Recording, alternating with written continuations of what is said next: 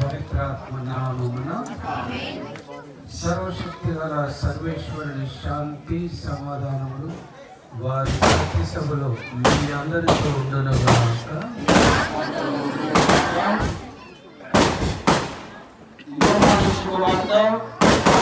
అధ్యాయము 16వ వచనము, నేనే మార్గమును సత్యమును జీవమును, ఆ మూలమున తప్ప ఎవరునూ తండ్రి వద్దకు రాలేడు. గొర్రెలు పోవు మార్గములో నేనే, ఎవరైనా నా ద్వారా ప్రవేశించిన యెడల వారు రక్షణ పొందుదురు. యోహాను శుభవార్త 10వ అధ్యాయము 7-9 వచనములు. ప్రధాన ద్వారము మనలను దేవుని వైపు ఆహ్వానిస్తూ దైవానుభూతిని అందించి ఎల్లప్పుడూ మనకు దైవ రక్షణ సూచికగా నిలుస్తూ ఉన్నది. ఇందులో ప్రవేశించే ప్రతి విశ్వాసి దేవుని రక్షణ, క్షమ, కరుణ, కృపకు పాత్రులు. ఈ ఆలయ ముఖ ద్వారము పరలోక ద్వారముగా వెలయాలి అని ప్రార్థించమని పూజ్యమైన పీఠాధిపతులను కోరుచూ ఉన్నాము.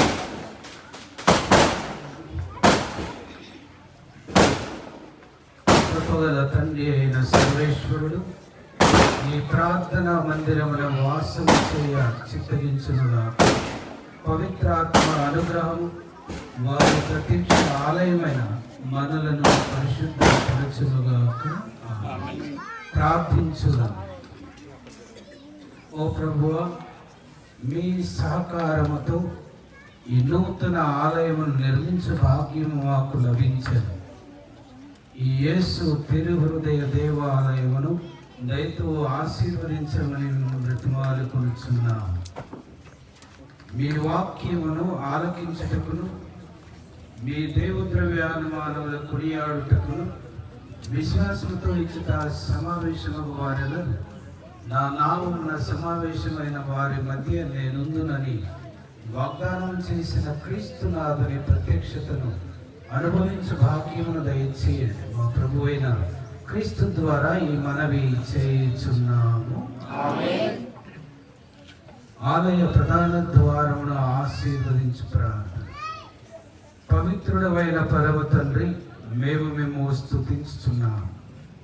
మీ కుమారుడైన యేసు క్రీస్తును మంచి కాపరిగా మాకు అనుగ్రహించి ఉన్నారు. గొర్రెలు పోవు ద్వారమును నేనే అనుచు ఆ ద్వారము గుండా ప్రవేశించు వారందరికీ యేసు ప్రభువు సంతృప్తిని, సమృద్ధిని వసగుచు సురక్షితము భావించుతున్నారు. ఈ ఆలయ ప్రధాన ద్వారమును దయతో ఆశీర్వదించండి.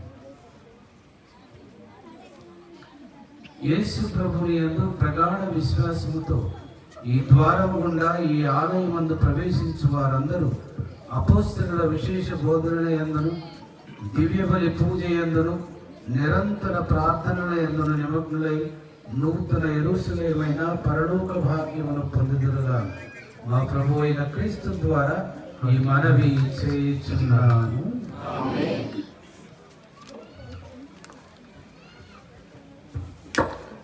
ఇప్పుడు మన పీఠాధిపతులు